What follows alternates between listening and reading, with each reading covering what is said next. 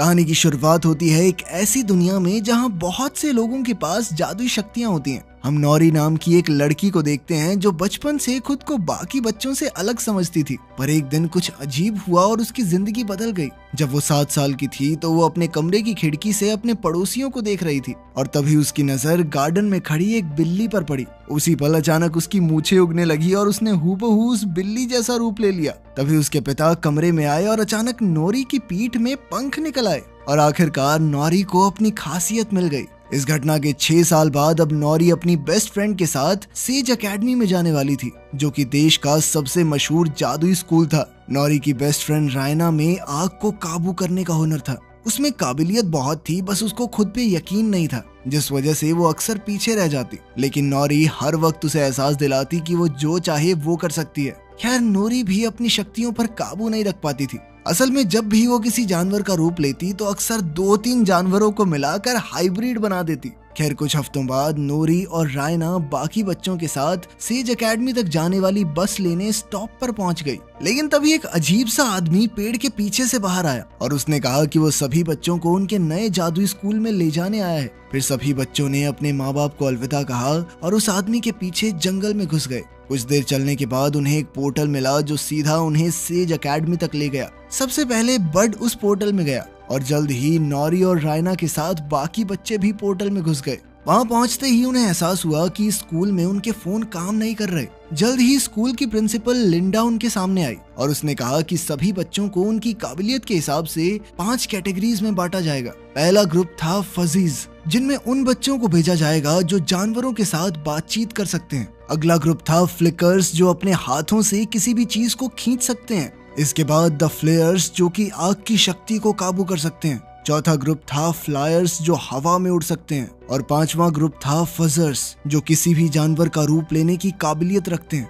अब क्लासेस शुरू होने से पहले सभी बच्चों को एक टेस्ट देना होगा, जिसमें प्रोफेसर्स उनकी शक्तियों को जांचकर उन्हें ग्रुप्स में बांटेंगे। सबसे पहली बारी थी फ्लेयर्स की, जिन्हें 2 मीटर दूर रखी एक मोमबत्ती को जलाने का टास्क दिया गया था। सबसे पहले फिलिप नाम का एक लड़का अंदर गया और उसके टेस्ट के बाद प्रिंसिपल ने उसे एक कार्ड देकर बाहर इंतजार करने को कहा। बाद में जब एलियट की बारी आई तो वो मोमबत्ती नहीं जला सका, क्योंकि उसके हाथ से चिंगारी की जगह धुआं निकल रहा था। प्रोफेसर्स उससे काफी नाखुश थे।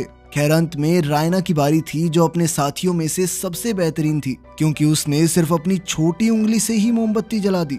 इसके बाद फजीज का टेस्ट हुआ, जिसमें उन्हें कुत्ते से बातचीत करके उससे कुछ सवालों के जवाब पूछने थे। अगर वो कुत्ते के सभी जवाब समझ पाए तो वो टेस्ट में पास हो जाएंगे। तीसरे टेस्ट में कुछ बच्चों को सामने रखे गमले को अपनी शक्ति से अपनी तरफ खींचना था, लेकिन जब पेपर नाम की एक लड़की की बारी आई तो उसने गमला अपनी तरफ खींचने की बजाय दूर धकेल दिया और वो सीधा दीवार से जा टकराया। इसी वजह से उस बेचारी को रिजेक्ट कर दिया गया। फिर उड़ने का टेस्ट हुआ, जिसमें बच्चों को 30 सेकंड के लिए जमीन से 1 मीटर ऊपर रहना होगा। मगर जब आंद्रे नाम के एक लड़के की बारी आई तो जैसे ही उसने अपना भारी भरकम बैग उतारा तो वो एक ही पल में उड़कर सीधा छत पर जा लगा। उसकी शक्तियां उसके बस में नहीं थी और वो चाहकर भी वापस नीचे नहीं आ रहा था। तब प्रोफेसर्स ने सीढ़ियां लगाकर जैसे तैसे उसकी जान बचाई।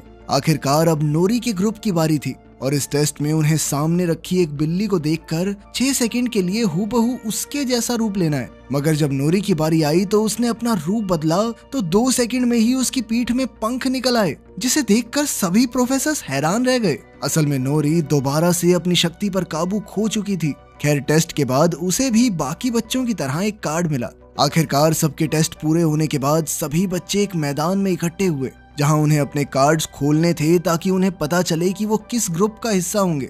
तब रायना ने देखा कि उसे तो आग फेंकने वाले ग्रुप में शामिल कर लिया गया था और वो बेहद खुश थी। मगर नौरी ने देखा कि वो फजर्स ग्रुप में नहीं थी, बल्कि उसके कार्ड पर तो यूडीएम लिखा हुआ था, तो उसे समझ नहीं आया कि ये कौन सा ग्रुप है। खैर, फिर प्रिंसिपल ने सभी बच्चों को कैफेटेरिया में जाकर अपने ग्रुप की यूनिफॉर्म लेने को कहा, पर नौरी को यूडीएम के निशान वाले रास्ते पर जाना होगा। आखिरकार नौरी ने रायना को अलविदा कहा और वो जंगल के रास्ते पर चलते हुए यूडीएम हेडक्वार्टर्स में पहुंच गई। वहां बड ने उसका स्वागत किया और उसे जमीन के नीचे बने एक हॉल में ले गया। जब नौरी उस क्लासरूम में गई तो उसे बाकी बच्चे मिले जो उसकी तरह जादुई टेस्ट में फेल हो गए थे। उन बच्चों को जादू की पढ़ाई नहीं करवाई जाती थी, बल्कि उन्हें देश भर के आम बच्चों की तरह आम तरीके से पढ़ाया जाता।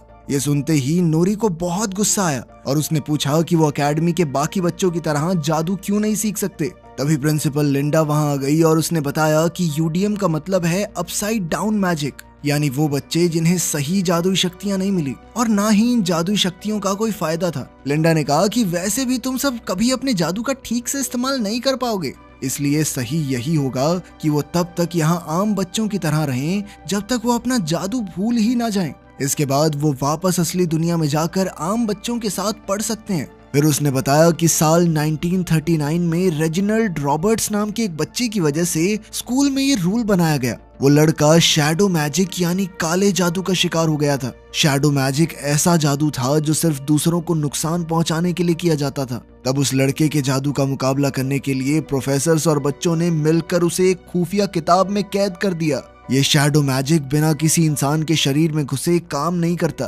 तब लिंडा ने खुलासा किया कि शैडो मैजिक हमेशा यूडीएम के बच्चों को ही अपना शिकार बनाता है, इसीलिए उन सबको बाकियों से अलग रखा जा रहा है और उन्हें जादू इस्तेमाल करने की इजाजत भी इसीलिए नहीं थी ताकि वो अपनी शक्तियां भूल जाएं और ये खतरा टले।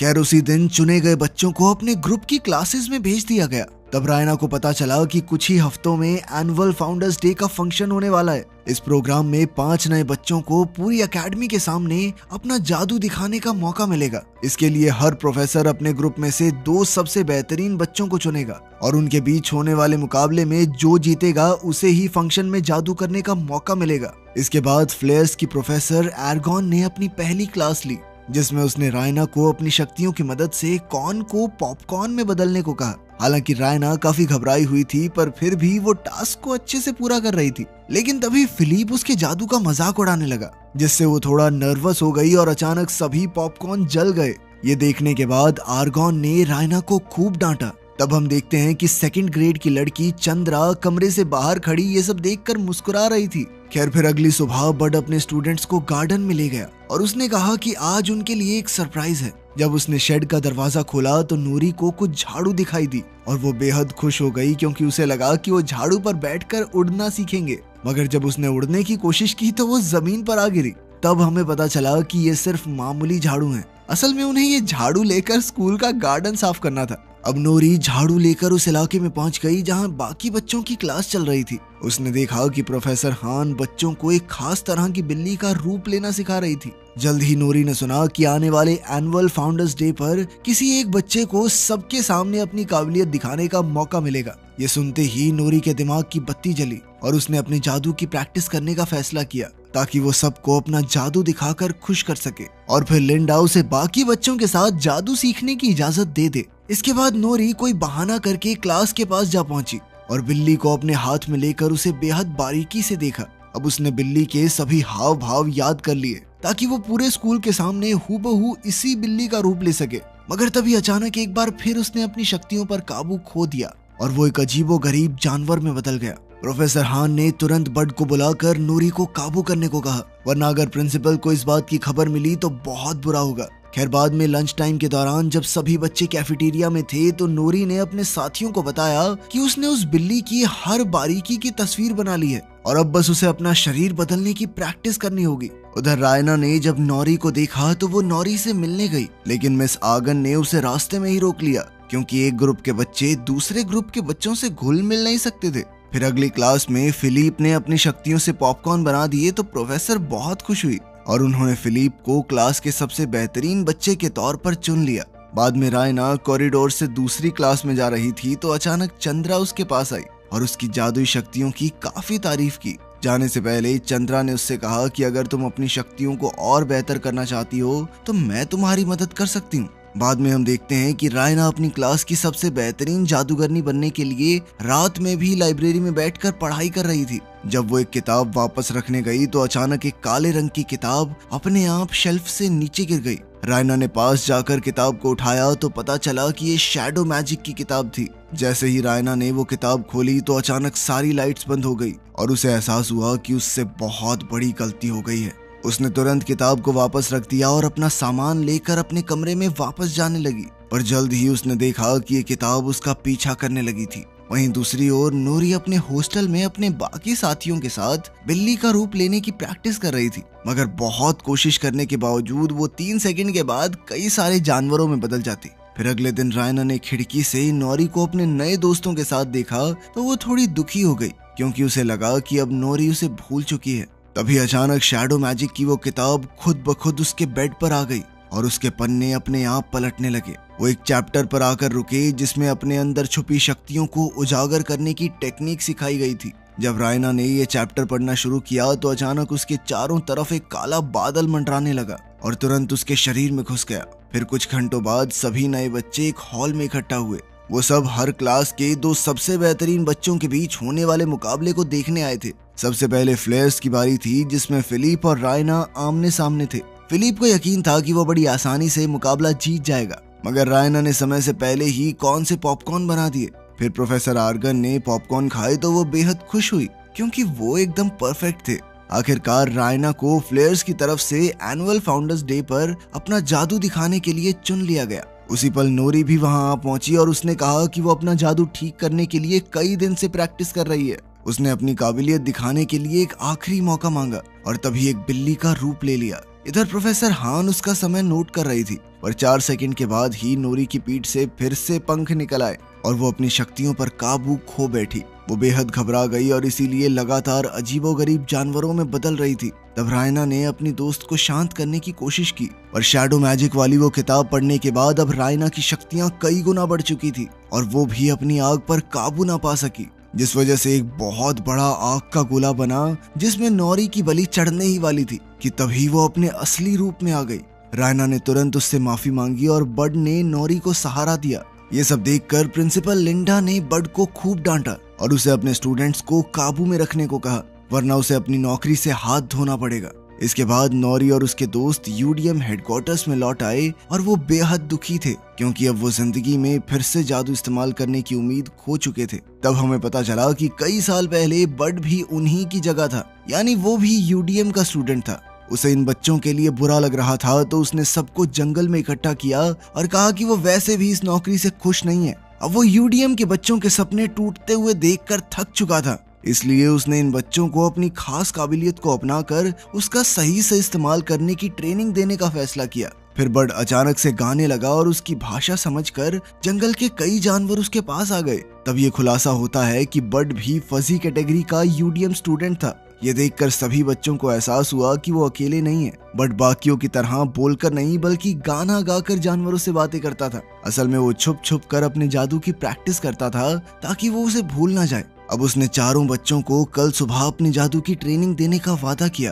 बाद में जब वो वापस लौट रहे थे तो नोरी आज की गड़बड़ के बारे में सोच रही थी, तो उसे एहसास हुआ कि रायना के जादू में कुछ तो गड़बड़ी जरूर है और इसकी असली वजह पता लगाने के लिए उसने रायना से मिलने का फैसला किया। उधर रायना जब अपने कमरे में पहुंची तो चंद्रा वहां शैडो मैजिक की किताब लिए खड़ी थी। चंद्रा ने कहा कि इसी किताब की मदद से आज उसकी शक्तियां इतनी बढ़ गई थी। रायना को एहसास हुआ कि इस किताब की वजह से आज उसकी बेस्ट फ्रेंड नोरी की जान जाने ही वाली थी और उसने गुस्से में आकर चंद्रा को कमरे से बाहर निकलने को कहा। लेकिन चंद्रा के जाने के बाद वो किताब अपने आप जादू से उसके कमरे में आ गई। रायना ने गुस्से में दरवाजा खोला तो वहीं नोरी खड़ी थी और रायना ने उसी पल उसे गले लगा लिया। लेकिन अब शैडो मैनुअल का सच नोरी के सामने ना आ जाए, इसलिए रायना को उसे कमरे से निकालना पड़ा। खैर अगली सुबह बड अपने वादे मुताबिक अपनी टीम को ट्रेनिंग देने लगा। सबसे पहले उसने आंद्रे की कमर पर पाइप बांधकर उसे कहा कि एक ही लेवल पर खुद को रोकने की कोशिश करे। फिर आंद्रे ने अपनी पीठ से बैग उतार दिया और ऊपर उड़ने लगा, लेकिन अब भी वो अपनी मर्जी से नीचे नहीं आ पा रहा था। लेकिन जैसे जैसे ट्रेनिंग आगे बढ़ी तो धीरे धीरे बच्चे अपनी अलग अलग खासियत को अपनाने लगे। अब वो बाकी बच्चों की तरह एक ही तरह के जादूगर नहीं बनना चाहते थे। इसी दौरान उन सब के बीच गहरी दोस्ती भी हो गई और धीरे धीरे वो अपने जादू पर थोड़ा काबू करना सीख गए थे। एलियट ने अपने हाथों से निकलने वाले धुएं को आकार देना शुरू किया और पेपर अपनी शक्ति से किसी भी चीज को दूर धकेलना सीख गई। इसके अलावा नोरी खुद को एक ही जानवर के रूप में बांधने की बजाय एक ही समय पर 3-4 जानवरों को मिलाकर नए रूप बनाने लगी। उधर रायना अपने साथियों को मजे करते देख रही थी तो एक बार फिर से चंद्रा उसके सामने आई। रायना ने चिल्लाकर उसे वहां से चले जाने को कहा और अब रायना ने वो किताब इस्तेमाल कर ली थी, यानी अब वो दोनों एक हो चुके थे। इधर बाकी सब ने रायना से पूछा कि वो किससे बातें कर रही है। तब ये खुलासा होता है कि सिर्फ रायना ही चंद्रा को देख सकती है। अब रायना तुरंत अपने कमरे की ओर भागी, पर चंद्रा फिर से उसे परेशान करने लगी। वो जानती थी कि रायना को अपने अंदर छुपी शक्तियों का कोई अंदाजा नहीं है। चंद्रा ने उससे कहा कि तुम्हारा जादू यहाँ मौजूद किसी भी बच्चे से बहुत ज्यादा ताकतवर है। आखिरकार रायना के मन में अपने अंदर बैठे डर को हटाकर अपनी असली शक्तियों को हासिल करने की इच्छा पैदा हुई और उसने चंद्रा की बातों में आकर खुद को शैडो मैजिक के हवाले कर दिया। कुछ ही पलों में नोरी वहां आई तो उसे पता चला कि रायना पर किसी बुरी शक्ति का साया है, यानी शैडो मैजिक की ताकत सिर्फ यूडीएम के बच्चों को निशाना नहीं बनाती। खैर, अब रायना ने काली शक्तियों की चपेट में आकर एक वहशी आवाज में कहा, जल्द ही पूरा स्कूल तबाह हो जाएगा। इसलिए अगर नोरी को अपनी जान प्यारी है तो उसे भाग जाना चाहिए। नोरी तुरंत भागकर प्रोफेसर बड के पास गई और उन्हें सब कुछ बता दिया। तब नोरी के साथियों ने ये सच प्रिंसिपल को बताने का फैसला किया, लेकिन बड ने कहा कि लिंडा इस बात पर कभी यकीन नहीं करेगी, इसलिए उसने बच्चों को अगले दिन तक इंतजार करने को कहा। उसे विश्वास था कि वो बुरी आत्मा कल यानी एनुअल फाउंडर्स डे के दिन हमला जरूर करेगी। फिर अगली सुबह सभी बच्चे और प्रोफेसर्स गार्डन में इकट्ठा हुए और लिंडा ने रायना को स्टेज पर बुलाया ताकि वो अपने जादू का नमूना दिखा सके। पहले तो रायना ने अपनी जगह पर बैठे हुए ही आग से हवा में अक्षर लिखकर सबका स्वागत किया। फिर उसने खड़े होकर कहा कि उसने आज के लिए कुछ खास तैयार किया है। तभी अचानक उसने अपने हाथ में बहुत ही बड़ा आग का गोला बनाया और रायना की परछाई बड़ी होते हुए पूरे गार्डन में फैल गई। फिर उसके अंदर से एक डरावनी आवाज आई जिसने कहा कि वो इतने सालों के इंतजार के बाद लौट आया है। ये सुनते ही प्रोफेसर समझ गए कि ये वही आत्मा है जिसने कई साल पहले रेजिनल को वश में किया था। तब सबको एहसास हुआ कि शैडो मैजिक सिर्फ यूडीएम के बच्चों को अपना शिकार नहीं बनाता। अब इस राक्षस को सब कुछ तबाह करने से रोकने के लिए प्रोफेसर आर्गन और उसके स्टूडेंट्स ने मिलकर एक विशाल आग के गोले से उस पर हमला किया, लेकिन उस राक्षस को कोई फर्क नहीं पड़ा। इसके बाद प्रिंसिपल के कहने पर फजीज ने जानवरों को बुलाया ताकि वो इस राक्षस का मुकाबला कर सकें, मगर वो भी उससे डरकर भाग गए। इसके बाद शेप शिफ्टर्स ने अपना रूप बदला ताकि वो राक्षस पर हमला कर सकें, लेकिन उन्होंने ऐसे जानवरों का रूप लिया था जो उसका कुछ भी नहीं बिगाड़ सकते थे।